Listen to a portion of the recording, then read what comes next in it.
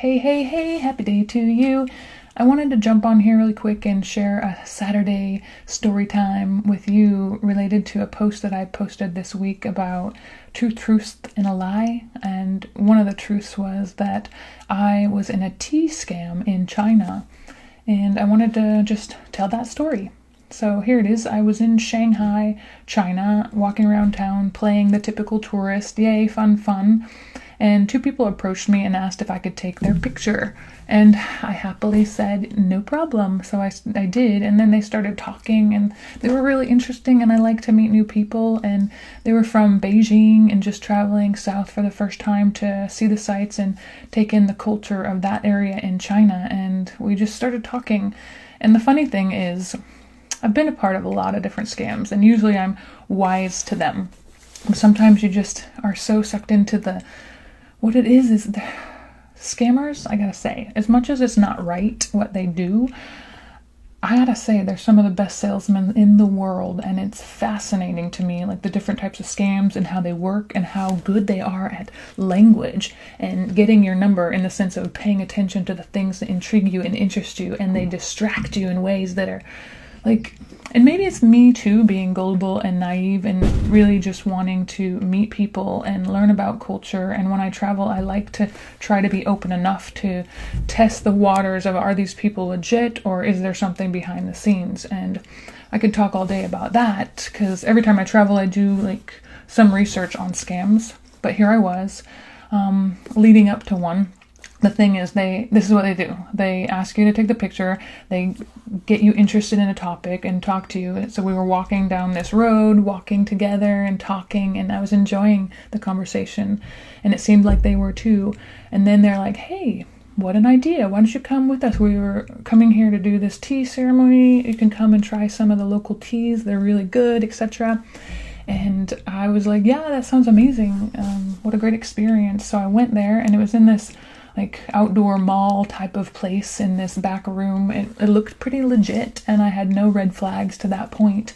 And we went in there, and it was like 40 minutes or so. We were testing different teas. They did give us a menu. There were no prices. And the funny thing about scams or situations like that, maybe you would be a lot wiser earlier on, but I hadn't given it much thought. I was enjoying myself, and I didn't see any of the red flags. And that's okay.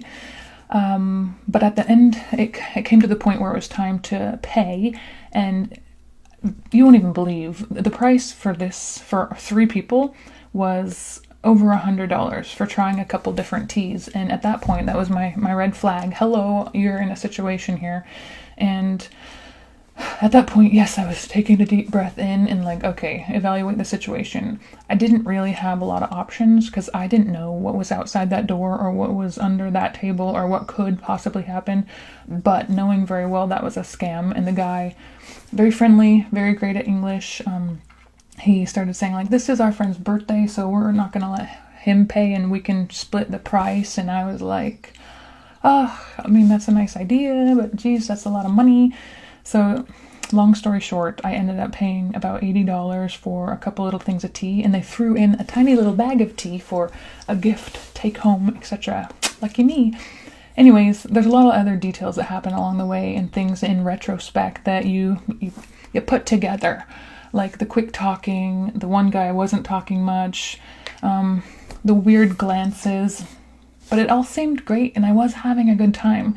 That's the most unfortunate thing, that I probably would have been fine paying a pretty good portion if I knew it was legit, but I knew it was a scam at that point, and I was having a good time, but it just took away all that truth, all that real connection with people because of the reality that it was. And so I paid the money hesitantly and kind of scared because of not knowing what could happen if I don't, and I refused to. But then I went outside. We all walked out together, luckily, and then when we got out on the street, I kind of confronted them and said, like, this isn't right. Like, this shouldn't happen, and I would like my money back. I wasn't rude. I was, like, in shock. Like, I can still feel that feeling when I think about it. Like, I was like I couldn't breathe, and my stomach was, like, full. Like, my up here part, how do you describe it, just dropped to my stomach, and I was like, oh, that's wrong. Anyways, they started yelling at me and saying, "You had a good time, right? Why aren't you happy?" And just saying, like, I should have been happy with the exchange. It wasn't a scam. You had a good time, you got tea, and it was experience. And maybe I'm completely wrong, but I don't think so. Because another thing that happened after that was I paced back and forth, like in my shock and surprise. And then I decided I'm going to go back to where they were when they found me originally. And I was thinking, there's no way they'd go back to that same exact spot. But to my surprise, and actually delight in a sense, they did. They went back to that same exact spot to take out the next tourist or whoever that would come along to fall prey to this scam, this situation that was going on. And the next thing that happened took about maybe 20 minutes, where I went up to the guy and I told him I'd like my money back because this was wrong and you shouldn't be doing this. And maybe a lot of judgment. I can imagine people I've told the story to, they're like, "You are crazy, why did you do that?" And I did notice there were people like on different corners, and I think they were also part of this scam, or maybe, I don't know, in my mind I was like, oh my gosh, they could have a gun, they could have a knife, I could be taken away in a car, am I crazy? But I was like, this isn't right, I'm going to stand up for this and do something. So what I did is I had an argument with this guy, kind of, not screaming or yelling, but I'm like, this is wrong, I would like my money back, you shouldn't do this, etc. And I'm not leaving. Maybe I'm just so darn stubborn. I'm not leaving unless you give me my money back. And eventually, he got on the phone multiple times with somebody and was exchanging words. And eventually, guess what? I got my money back. I did. I got my money back.